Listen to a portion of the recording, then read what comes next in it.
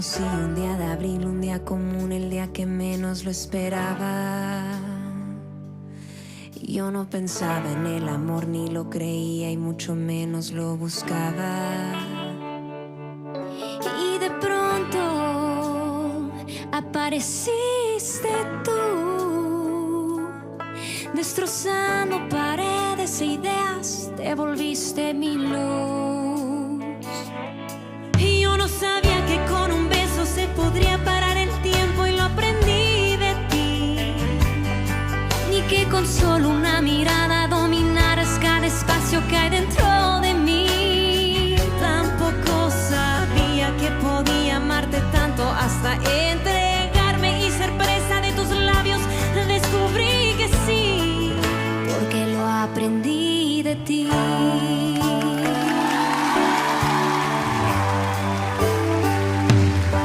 De pronto algo pasó y la pasión faltaba, nuestras noches se alargaban. Jamás pensé sentirme sola y fría y tonta aún estando acompañada.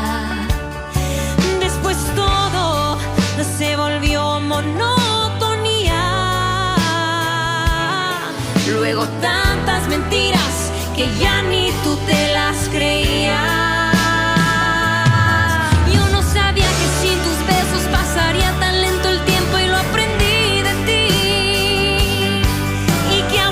No llamarte tomaría toda la fuerza que hay dentro de mí. Tampoco sabía que podría extrañarte tanto, ni desbaratarme y que se secaran mis labios. Descubrí que sí, porque lo aprendí de ti.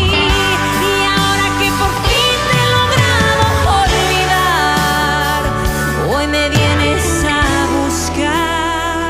Pero es muy tarde ya, enamorado de alguien más. Yo no sabía que con sus besos iba a reemplazarlo.